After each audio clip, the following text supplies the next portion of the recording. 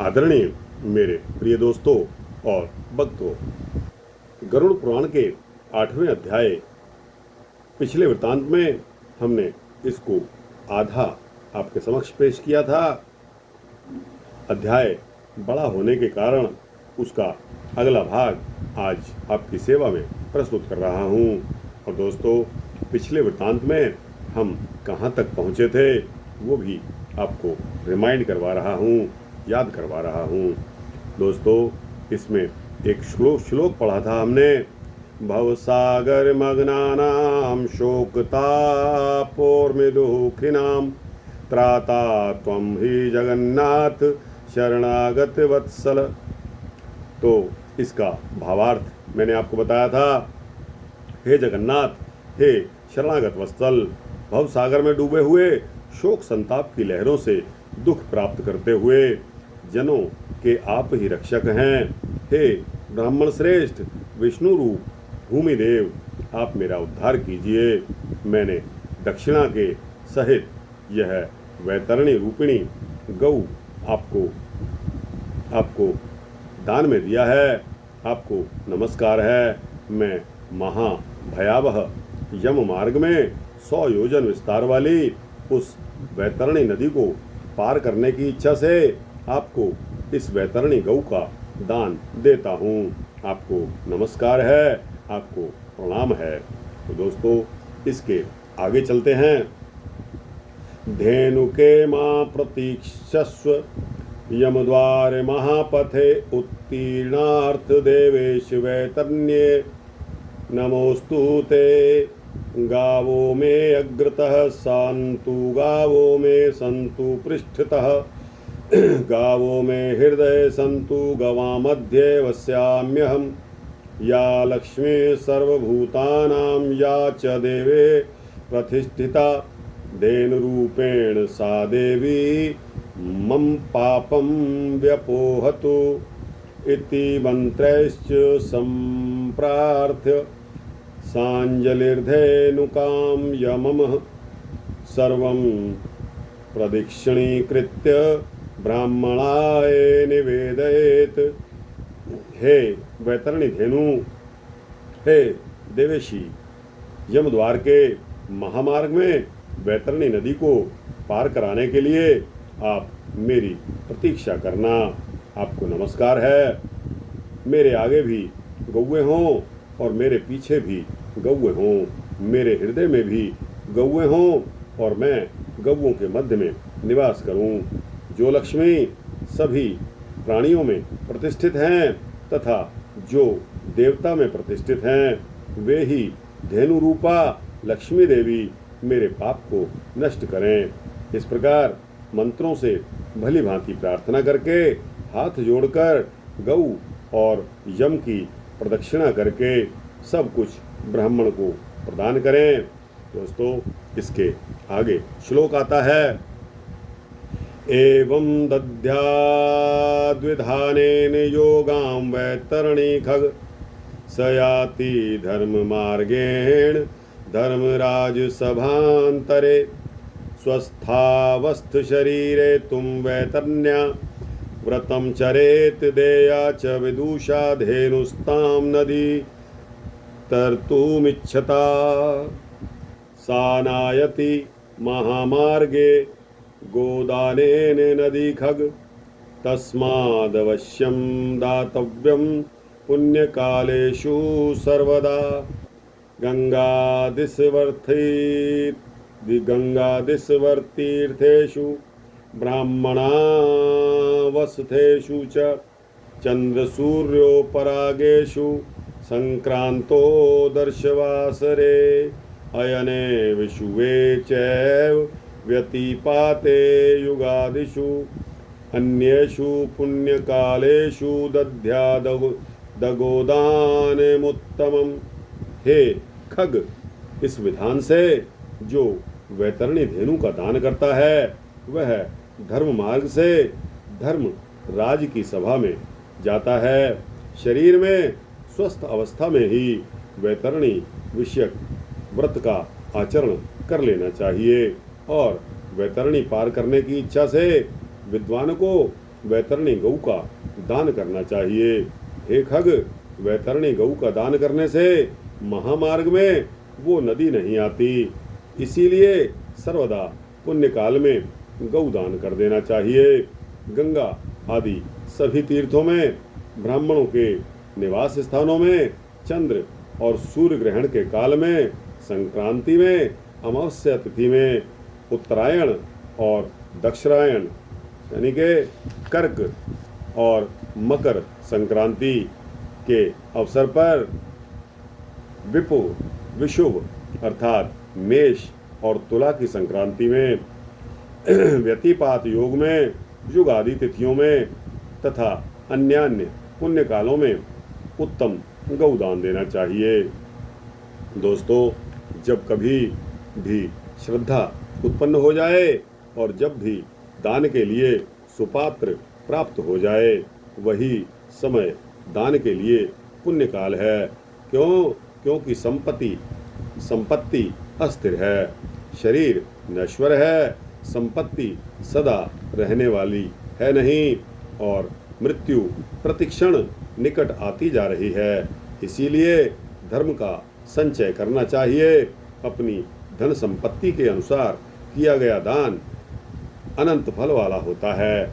इसीलिए अपने कल्याण की इच्छा रखने वाले व्यक्ति को, विद्वान ब्राह्मण को दान देना चाहिए। दोस्तों, इसके आगे फिर श्लोक आता है, अल्पेनामि हि वित्तेन स्वहस्तेनात्मने कृतं तदस्यं भवेद्दानं तत्कालं चोपतिष्ठति गृहीत दान पाथेयः सुखं याति महाध्वनि अन्यथा क्लिश्यते जंतुः पाथेयरहितः पथि। अपने हाथ से अपने कल्याण के लिए दिया गया अल्प वित्त वाला वह दान भी अक्षय होता है और उसका फल भी तत्काल ही प्राप्त होता है। दान रूपी पाथेय को लेकर जीव परलोक के महामार्ग में सुख पूर्वक जाता है, अन्यथा दान रूपी पाथेय रहित प्राणी को यम मार्ग में क्लेश प्राप्त होते हैं। यानि यानि च दानानि दत्तानि भुवि मानवः यमलोक पथे तानि तिष्ठन्ति चाग्रतः महापुण्य प्रभावेण मानुषं जन्म लभ्यते यस्तप्राप्य चरे धर्मं स याति परमां गतिम् अविज्ञाय नरो धर्मं दुःखमायाति याति च मनुष्य जन्म साफल्यम केवलम धर्म सेवनम। पृथ्वी पर मनुष्यों के द्वारा जो जो दान दिए जाते हैं, यमलोक के मार्ग में वे सभी आगे आगे उपस्थित हो जाते हैं। महान पुण्य के प्रभाव से मनुष्य जन्म प्राप्त होता है। उस मनुष्य योनि को प्राप्त करके जो व्यक्ति धर्म आचरण करता है वह परम गति को प्राप्त करता है। धर्म को न जानने के कारण व्यक्ति संसार में दुख पूर्वक जन्म लेता है और दुख पूर्वक ही मरता है। केवल धर्म के सेव में ही मनुष्य का जीवन सफल है। इसके आगे चलते हैं कि धन, पुत्र, लक्ष्मी आदि बांधव और शरीर यह सब कुछ अनित्य है। इसीलिए धर्माचरण करना चाहिए। जब तक मनुष्य जीता है तभी तक बंधु बांधव और पिता आदि का संबंध रहता है। मरने के अनंतर क्षण मात्र में संपूर्ण स्नेह संबंध निवृत्त हो जाता है। जीवित अवस्था में अपना आत्मा ही अपना बंधु है, ऐसा बार बार विचार करना चाहिए।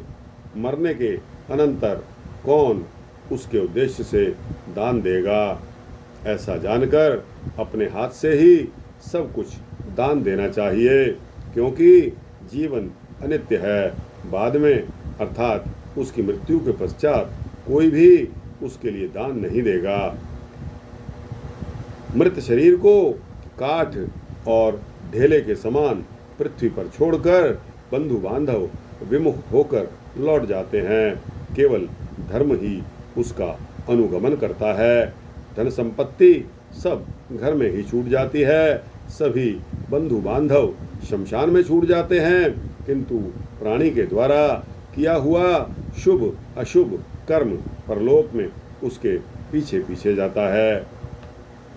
शरीरम वहिनिना दग्धम कृतम कर्म सहस्थितम पुण्यम वा यदि वा पापम भुण्वते सर्वत्र मानवः न कोऽपि कास्यचिदन्धु संसारे दुःखसागरे आयाति कर्म संबद्धाध्यति कर्मस्यते पुनः। शरीर आग से जल जाता है, किंतु किया हुआ कर्म साथ में ही रहता है। जो प्राणी कुछ पाप या पुण्य करता है, उसका वह सर्वत्र भोग प्राप्त करता है। इस दुखपूर्ण संसार सागर में कोई भी किसी का बंधु नहीं है। प्राणी अपने कर्म संबंध से इस संसार में आता है और फल भोग से कर्म का क्षय होने पर पुनः चला जाता है, यानी कि मृत्यु को प्राप्त होता है।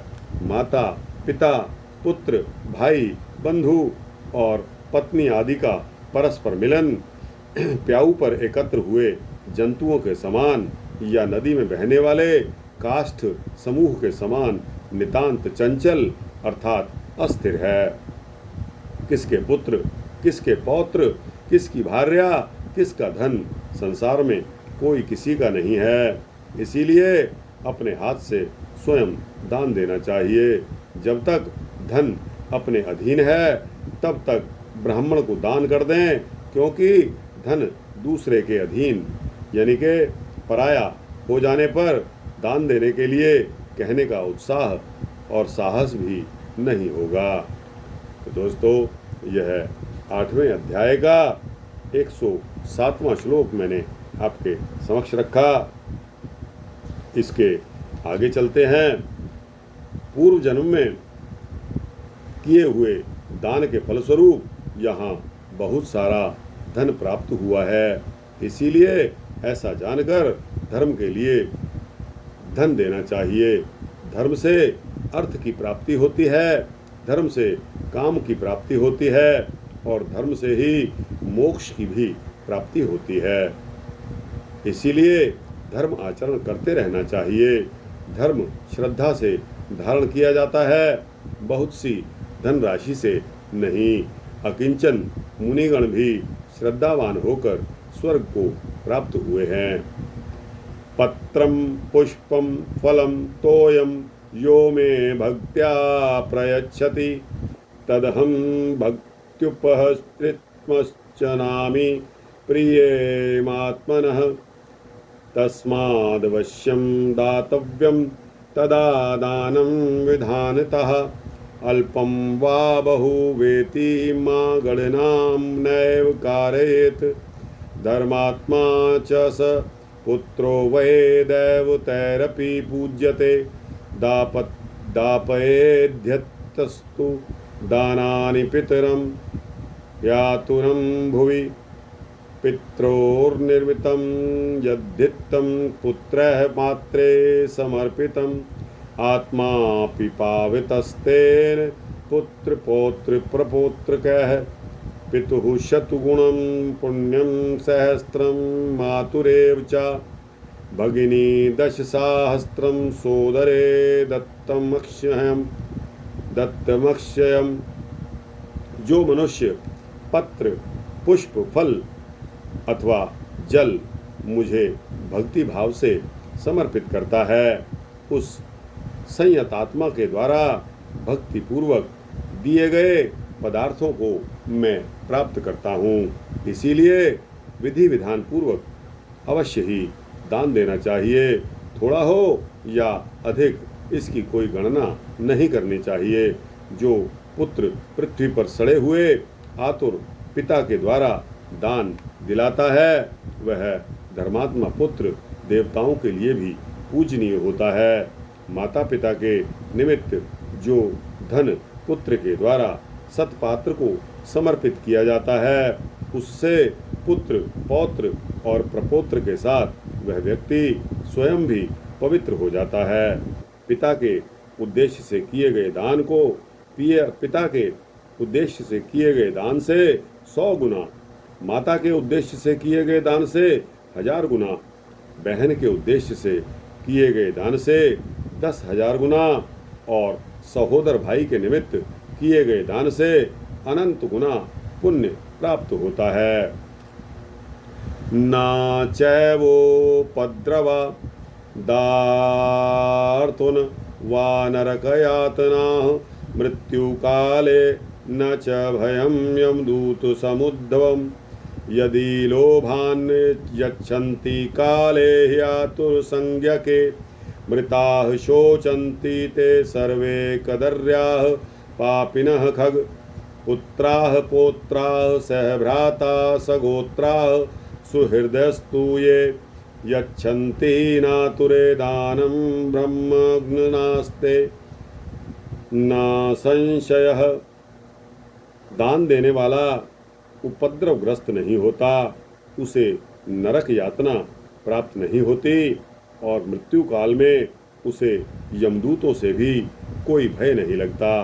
हे खग, हे गरुड़, यदि कोई व्यक्ति लोभ से आतुर काल में दान नहीं देते, वे कंजूस पापी प्राणी मरने के अनंतर शोक मग्न होते हैं। आतुर काल में यानी कि आतुर के उद्देश्य से जो पुत्र, पौत्र, सहोदर, भाई, सगोत्री और सहजन दान नहीं देते, वे ब्रह्म हत्यारे हैं, इसमें संशय नहीं है। तो दोस्तों, इस प्रकार गरुड़ पुराण के अंतर्गत सारोद्धार में आतुर दान निरूपण नामक 8वां अध्याय यहाँ समाप्त होता है। दोस्तों, इसका सार आपको पता लग गया होगा कि किसी भी तरह गऊ का दान, अन्य दान आपको दान करते रहना चाहिए। खास तौर पर जब आप स्वस्थ हों, उस समय का दान, दिया गया दान अति उत्तम होता है।